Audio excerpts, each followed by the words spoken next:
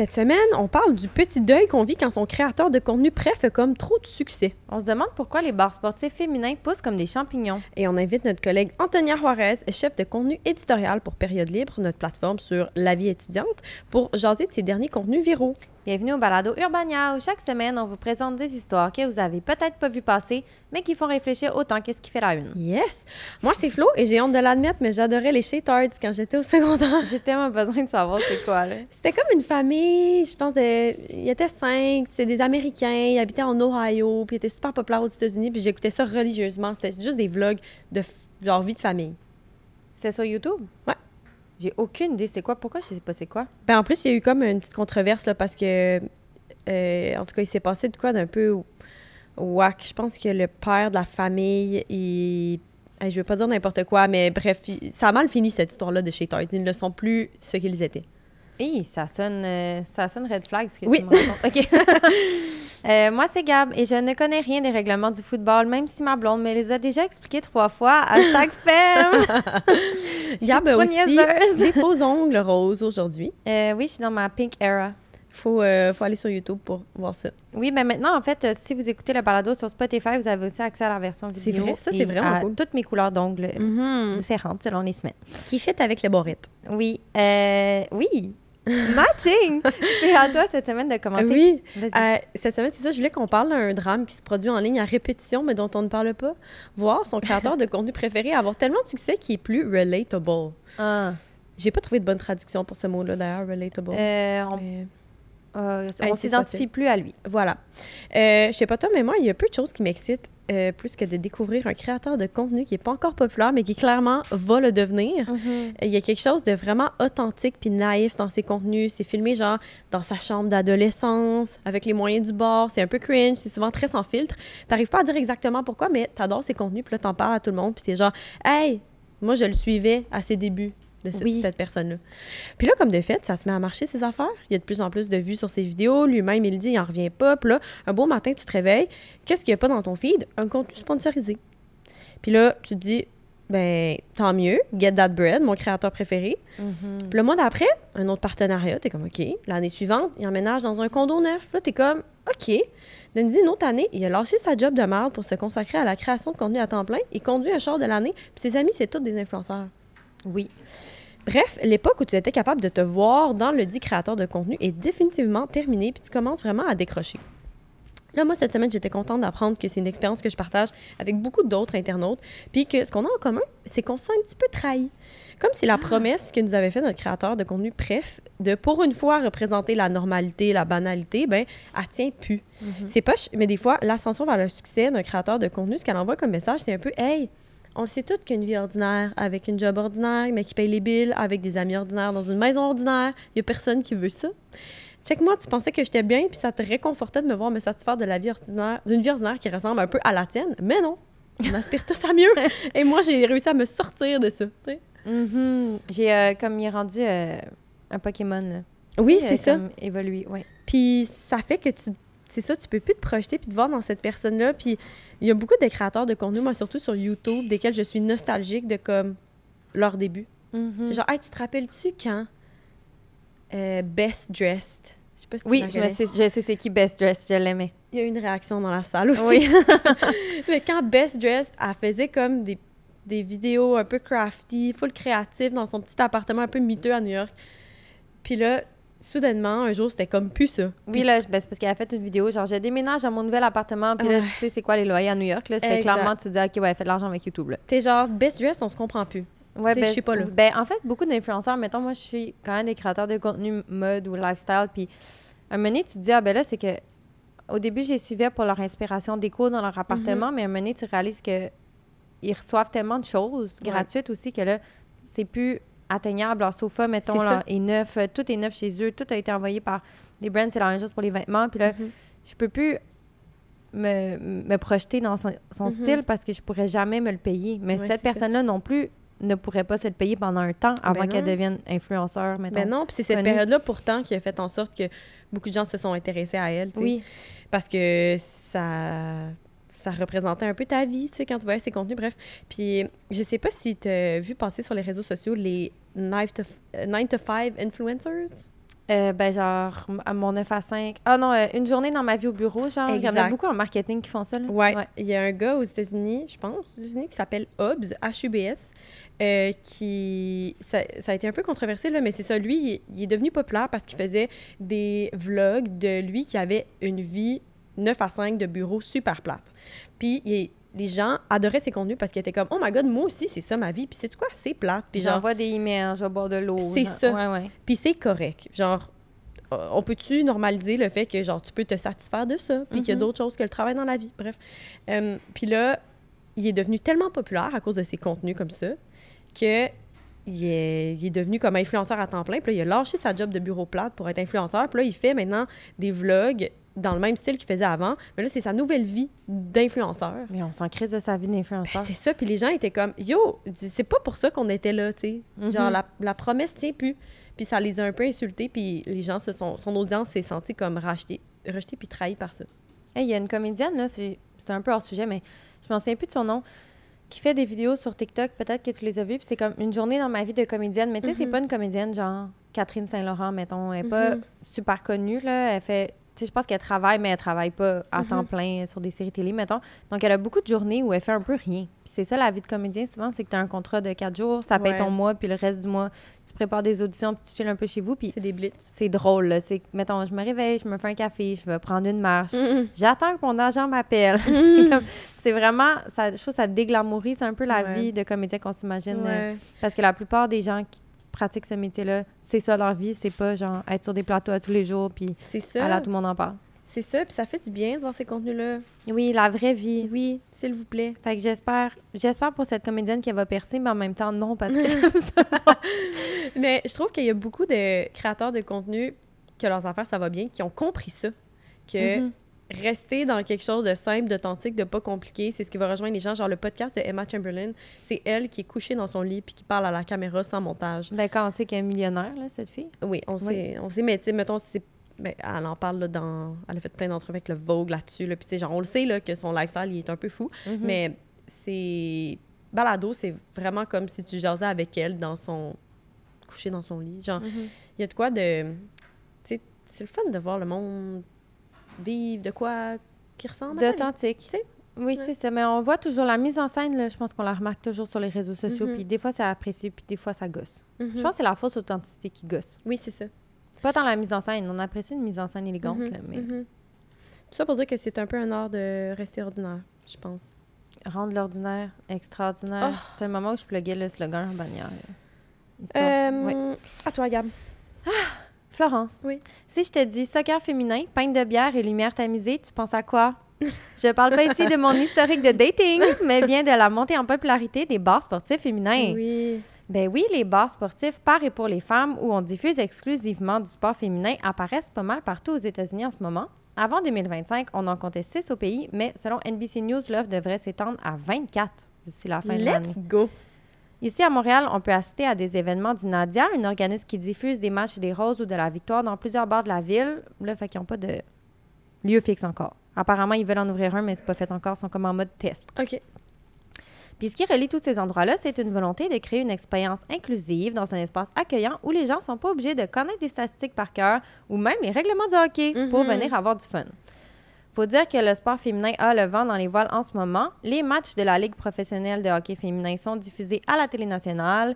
La Ligue de soccer féminin, elle, a compté 5 fois plus de spectateurs en 2024 que l'année d'avant à la télé. Il y a quelque chose qui se passe. C'est ça, j'ai trouvé des statistiques semblables pour tous les sports. Volleyball, basket, name it. Je pense que le hype autour de ce nouveau genre de bar-là, ça témoigne aussi de 2 choses. D'abord, l'exclusion des femmes de la communauté sportive qui a encore un orteil bien trempé dans la grande piscine de la masculinité toxique. Puis plusieurs propriétaires rapportent d'ailleurs vouloir se détacher de l'attitude macho souvent présente dans les bars sportifs traditionnels.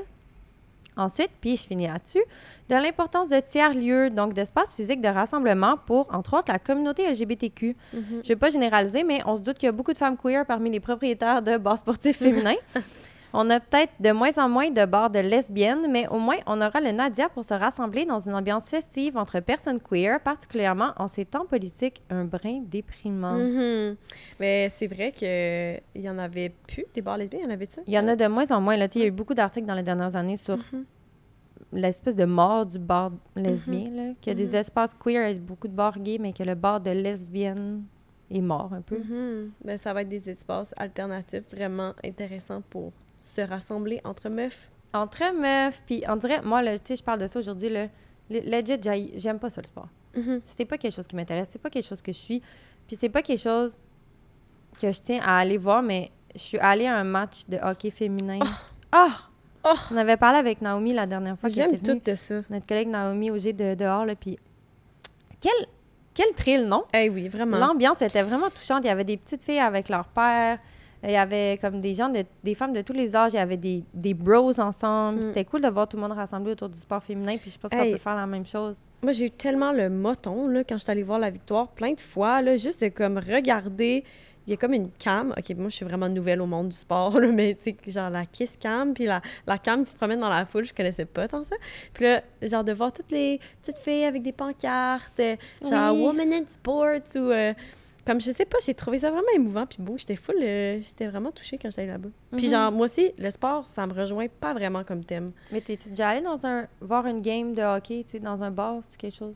Jamais de ma vie. Au grand jamais. Ah, moi, oui, c'est quand même le fun. Ah ouais? Oui, c'est le fun. L'ambiance est comme électrisante, mais c'est vrai que c'est beaucoup des bros, genre, puis des fois, l'ambiance est un peu fond de taverne de boys, là. Oui, c'est ça. Puis genre, moi, je suis toujours un peu gênée de poser mes questions. Oui, c'est ça. Pourquoi est-ce qu'on célèbre? Mettons, il n'y a pas scoré, mais il s'est passé pourquoi autre chose. Je sais pas c'est quoi. Oui, ouais, c'est ça. Expliquez-moi. Mais là, c'est bien, c'est de la volonté d'inclusivité. Puis oui. C'est cool de voir que le sport féminin, en général, gagne en terrain. Puis je pense que la grosse leçon de tout ça aussi, c'est... On dirait pendant des années, j'ai l'impression que les diffuseurs, les gens qui achètent des équipes, je sais pas comment ça se passe, là, mais pensaient qu'il n'y avait pas de public. Mais finalement, il n'y avait juste pas d'offre. Parce que là, on a mis des équipes, on a mis du sport féminin de l'avant, puis les gens y assistent, les gens vont le voir, les gens en parlent. Mais les gens capotent là-dessus. Oh mon Dieu, est-ce qu'on peut parler de la page Instagram de la victoire? Hey, j'aime tout de ça. En feu, là, il y a vraiment un fandom, puis c'est pas juste des femmes. Puis j'ai trouvé ça intéressant aussi l'autre fois, le show du Coca-Cola, mais à la radio, il disait que je pense que Québec voulait acquérir une équipe de hockey.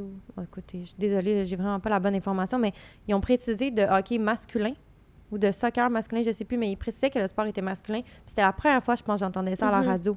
Parce que maintenant, on va peut-être commencer à justement arrêter de juste penser qu'une équipe de hockey, c'est masculin. Il peut avoir les deux. Les deux se valent, les deux sont intéressants. Là, on parle pas d'écart salariaux, qui est un autre sujet, mais... Oh mon Dieu, baby. Mais oui, moi, ça m'a vraiment fait réaliser ça, là, justement, la victoire, les roses, que comme... en fait, il y en avait pas. Genre, on dirait que j'avais...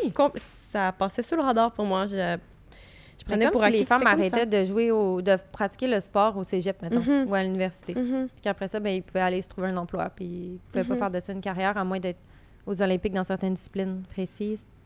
C'est le fun. C'est hot, puis je veux pas flexer, mais moi, la cousine de ma blonde, c'est la gardienne des roses. Ça fait tellement loin, mais bravo pour ton flex. On va aller la voir cet été. Ah, mais félicitations pareil. Voilà, ben là, je pense qu'on accueille notre collègue Antonia. Antonia! On a décidé qu'on invitait Anto cette semaine parce que, vous l'avez peut-être vu passer dans vos feeds TikTok et Instagram. Elle a un nouveau concept de Vox Pop qui est un peu viral. Elle questionne les étudiants sur leur quota, puis ça pogne full.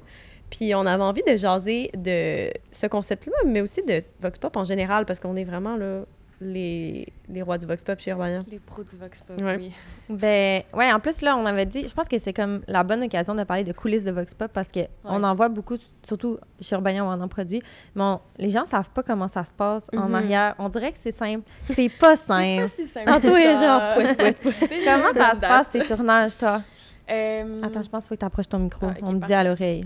Avec de grands gestes que tu approches ton micro. C'est good. Vas-y, comment ça se passe? Ben, c'est beaucoup de... Tu sais, tu go with the flow, là. Tu trouves un spot, t'approches les gens, t'essayes d'avoir l'air fine, pas trop intimidante, puis t'es comme « Hey, t'aimerais-tu ça participer à un Vox Pop? » C'est ça ta technique? C'est quoi ta phrase? Tu sais, Ben, ça dépend, mais souvent, je vais être comme « Hey, t'as-tu un 2 minutes? Je te dérange juste 2 minutes. » C'est comme la première phrase que j'utilise pour les approcher. Okay, on n'a jamais fait ça, nous. On n'a jamais essayé cette technique. Nous autres, on est vraiment genre « Hey, t'as l'air de quelqu'un qui veut participer à un Vox Pop d'Urbania. » Ça, c'est la phrase à Florence. Parce qu'on est déjà allés en tournage ensemble d'un Vox Pop. Puis, mais moi, je suis plus comme Hey, ça te tente-tu? C'est un peu agressif, mais ça comprends. fonctionne. Faut driller beaucoup, là, je sais pas vous, mais oui, moi, j'ai comme réalisé avec le temps là, que faut que tu t'essayes sur tout le monde que tu croises. 100%. Puis une personne sur 10 va te dire oui, puis tu te réjouis et tu passes à un autre appel. Ouais, toi, tu te fais souvent dire non?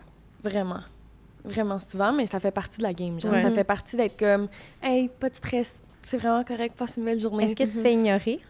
des fois? Oui, aussi. Ouais. Faut juste, c'est comme, à un certain point, après l'avoir autant fait, genre après t'avoir Oui, autant tu fait dissocies. rejeter, t'es comme, OK, c'est correct, là. On passe à un autre. là. Mais c'est comme une game d'ego. Moi, j'ai l'impression que quand on allait en Vox Pop récemment avec Florence, ça me tente jamais d'y aller, genre. Je suis comme, je veux Oui. pas aller parce que je sais que ça va être, tu sais, tu vas avoir un 30 minutes de rejet constant, là, avant de pogner une personne qui te dit oui. Faut que ce soit une bonne journée. Faut que ce soit une journée où tu te sens bien. Pour autant de faire dire Vraiment. non. Ouais. Puis est-ce que tu as l'impression que tu es rendu capable de gager qui est-ce qui va te dire oui, qui est-ce qui va te dire non? Je pense que oui, honnêtement. Ouais, hein? Mettons, genre, les gens qui passent avec des écouteurs, je les dérange pas. Parce que je sais qu'ils vont pas être down. tu sais. Déjà, le fait que, genre, je leur parle puis je leur demande d'enlever leurs écouteurs, c'est comme... C'est trop.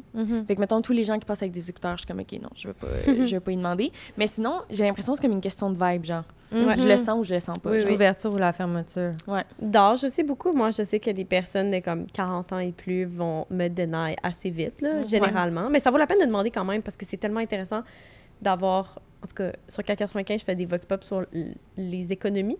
Puis les plus intéressants, c'est les personnes tu sais, qui ont plus d'expérience puis qui ont... Ouais. En tout cas. Mais j'ai l'impression que pour les plus jeunes, aussi parce qu'on dirait qu'ils savent c'est quoi les... Pas les risques, tu sais, mais ils savent que la vidéo va être sur les réseaux sociaux puis que ça peut Ouais. peut-être blow up, genre, ou qu'il y a beaucoup Oui. de gens qui vont voir ça. Fait que le fait qu'ils sont au courant que, genre, il va peut-être avoir beaucoup de vues, sont comme, oh, je suis pas tendance. Pas tu sais. sûr. OK, mais là, on parle de Vox Pop depuis tantôt, mais Anto, veux-tu nous parler de... C'est quoi le concept Oui. avec Période Libre que vous faites? Oui, de ben Vox c'est Pop? assez simple. En fait, c'est qu'on demande aux étudiants c'est quoi leur cotère ou leur code Z. Donc, dépendamment s'ils sont au cégep ou à l'uni, puis c'est quoi leur programme d'études. C'est comme la première question. Puis ensuite, je leur pose des questions genre combien d'heures par semaine ils étudient pour avoir cette note-là? Est-ce que ça les satisfait ou pas? Est-ce que c'est dur dans leur programme d'avoir des bonnes notes? Vraiment plein de questions autour de comme des études puis des notes. Là. Puis ça marche en tabarouette, là, non? Ouais, ça marche. Les gens sont curieux de comparer leurs notes avec les autres étudiantes. Ils sont Mais genre, c'est moi, comme sinon. j'étudie moins, mais j'ai une meilleure cotère. C'est Ah, quoi mon les Dieu, commentaires, hein? Les gens doivent être méchants, là, non? Ben, honnêtement, je pense que c'est beaucoup plus la comparaison que de la méchanceté, mais il y a beaucoup de gens qui sont comme, impossible que tu aies une cotère, mettons, aussi bonne, puis que tu étudies aussi peu, genre. Ou comme qui vont comparer, puis être comme, genre, moi, dans mon programme d'études, on étudie beaucoup plus. Il y a beaucoup, beaucoup de comparaisons par rapport au nombre d'heures d'études. Puis je pense que c'est tellement présent dans la vie des étudiants, Ouais. l'étude, genre, quand tu es à l'école, Ouais. que c'est comme le premier point de comparaison, genre. Est-ce que tu penses que ça nourrit un peu l'anxiété de performance, genre, des étudiants? Ben, peut-être un peu, c'est sûr. Ah, mais vas-y, Anto. Non, mais j'allais dire, je pense un peu, mais je pense qu'il y en a d'autres aussi qui, ça peut peut-être les rassurer, tu sais, de voir que, comme, c'est faisable. Puis, tu sais, au final, il y a tout le temps des gens aussi dans les commentaires qui sont genre, hey, c'est juste une note, tu sais, dans le sens qu'ils sont comme, c'est pas parce que t'avais pas une excellente cotère, mettons, au cégep, que ça veut dire que tu peux pas rentrer à l'uni, tu sais. Non, je suis vraiment d'accord. Moi, je pense que, en fait, il n'y a aucun avantage à ce que ça soit tabou, ces affaires-là, comme l'argent, comme tellement de choses, là, fait que... Puis moi, j'ai beaucoup de personnes aussi qui m'ont dit que les Vox Pop Économie sur 495, ça les rassurait, puis ils étaient Ah comme ouais, hein? apaisés, puis ils étaient comme « Oh mon Dieu, je pensais que tout le monde, à genre 24 ans, avait 10 000 $ de côté. Moi, c'est pas le cas. Je suis-tu fou? Genre, je suis-tu mal organisée? » Fait que, non, moi, je pense que c'est vraiment... Oui, c'est vrai, je pense bénéfique. que ça peut faire du bien parce que tu as l'impression que tout le monde a une cotère de fou, puis finalement, tout le monde est dans la... Il n'y a pas de moyenne pour rien, là. Non, S'il y a une moyenne, c'est exact. qu'il y a des gens en bas, il y a des gens en haut. 100% là, puis ça dépend tout le temps du programme. Si c'est un, mettons, au cégep, est-ce que c'est genre une technique, un pré-universitaire? Il y a tellement de facteurs qui peuvent Ouais. influencer que, comme, au final, ça fait du bien de voir que, tu sais, ça change d'un cas à l'autre. Moi, ça m'est jamais arrivé, là, mais je sais que vous deux, ça vous est arrivé qu'il y a des gens qui vous écrivent pour supprimer des Vox Pop une fois qu'ils étaient en ligne, ouais. même s'ils avaient accepté de participer. Ouais. On peut en parler? Eh oui, ben toi, t'en as publié 3, puis il y en a un. Ouais. Mais c'est quand même 1 sur 3, là. C'est Oui, puis déjà genre une bonne cette moyenne. semaine, là, tu sais, c'est super récent. Mais tu vois, ça, c'était quelqu'un qui avait partagé sa cotère, puis qui avait pas une excellente cotère, puis qui l'avait dit au début, puis j'étais comme, hey, moi, ça me dérange pas, tu sais, je veux pas juste interviewer des gens qui trouvent qu'ils ont des excellentes cotères, là, tu sais, dans le sens, c'est le fun de montrer plein de profils différents. Puis sur le coup, il était comme fucking down, il était genre, ouais, ok, parfait. Puis après, il s'est vu, genre, avoir je sais pas combien de milliers de vues, puis il était là, oups. Oui, c'est ça. Puis il faut dire aussi que les commentaires, c'était pas les plus... Il était les plus méchant. fins, là, ouais. Ouais. Les gens sont rough, sérieux. Ouais. Sur TikTok, là, pour vrai, Calmez-vous. Avis à TikTok, calmez-vous. Oui, vraiment. Ouais. Mais moi aussi, je supprime beaucoup. Il y a peut-être un Vox Pop Économie sur 4 que je dois supprimer parce que la personne me recontacte et elle est comme « Hey, je m'attendais pas à ce que ça fasse 100 000 vues. Est-ce qu'on peut le retirer? » Puis évidemment, je le retire, là, comme par respect. Oui, c'est la moindre des choses, là, mais ouais. Ben, surtout qu'ils ont été vulnérables avec toi. Oui, c'est ça. Ouais. Mais c'est plate pareil. Toi, Anto, tu participerais-tu à tes propres Vox Pop? Ah! Mais j'ai déjà participé à des Vox Pop. Ah oui? Ouais, pas, mettons, de chez Urbania, là. OK. De d'autres gens? Ouais, de d'autres gens. Je pense que je le ferais. Moi aussi. Mais je pense que ça dépend du sujet, là. Oui, c'est ça. Je pense que ça dépend. Mais en général, ouais. Toi, oui? Non? Oui, ben je pense que oui. Quelqu'un t'avait... Je me rappelle une fois avec qui on tournait un Vox Pop ensemble. Ben, je filmais ton Vox Pop, Flo, d'économie. Et une fois, quelqu'un t'a relancé la question. Oui. Parce que toi, tu demandes toujours t'as quel âge et t'as combien en économie. Puis la personne, elle a répondu parce qu'elle a dit, ben toi. Ça m'a tellement prêté. J'étais tellement déstabilisée. J'étais genre, wow. Puis en plus, ben là, j'ai répondu, puis au montage, Carl, il l'a coupé. J'étais genre, excellent. Ça finissait sur le suspense de moi qui regarde la cam, puis qui est comme, oups. Mais j'avais apprécié que t'as répondu. Ben, j'ai répondu. J'étais genre. Ça aurait été bizarre que tu veuilles pas le dire. Je pense que tu demandes la transparence à des gens, puis t'es comme, non, pas moi, tu sais. Puis j'ai dit le vrai chiffre, puis après ça, j'ai dit, hey, je repensais à ce moment-là, puis comme j'aurais vraiment pu mentir, puis ça m'a même pas effleuré l'esprit. Non, parce de que pas dire la vraie réponse, en tout cas. C'était ça? Ouais, je pense que c'était ça. C'était ça. Merci, Anto. Bye-bye. Au revoir. Ben nous, on va jaser d'un contenu qu'on a enregistré sur nos téléphones cette semaine. Veux-tu y aller en premier? Je peux faire ça avec plaisir. Je pense que tu vas beaucoup aimer. Ah ouais? Je suis ouverte. Cette semaine, mon contenu enregistré, ça sort tout droit de Cube Radio, messieurs, dames. Oh mon Dieu. Dans le fond, c'est un court extrait d'une jasette entre Sophie Durocher et son chroniqueur Rémi Villemur. Ah oui! En gros, là, il s'apprête juste à réagir à l'article d'une de nos collègues, Malia. Et en guise d'introduction, Sophie Durocher, elle dit ceci. Rémi, tu veux attirer notre attention sur une entrevue qui a été publiée sur le site ultra woke et ultra branché, ultra jeune, hip-hop, Urbania. C'est tellement drôle. Ultra branché, hip-hop cool. Hip-hop cool, mais ce qui me fait vraiment rire, c'est qu'en plus, t'es allée à Sophie Durocher pour une entrevue il y a pas longtemps, puis juste après, elle roast le média. Je sais pas, quelque chose de full circle là-dedans. Moi, je sais pas si tu as vu, mais en ligne, il y a comme un trend un peu de rire des hommes dans la mi-trentaine qui sont sur les applications de rencontres. Ah, non, j'ai pas vu ça. Ouais. OK. Ben moi, ça m'intéresse, évidemment. Ça m'a bien fait rire. Savez-vous de quoi que je trouve vraiment drôle? C'est quand j'arrive sur les dating apps puis que je vois genre profil Richard, 34 ans, je cherche rien de sérieux. Je suis comme, c'est parce que Richard, même ta calvitie, elle cherche une blonde, là. Il est temps d'arriver en ville, là.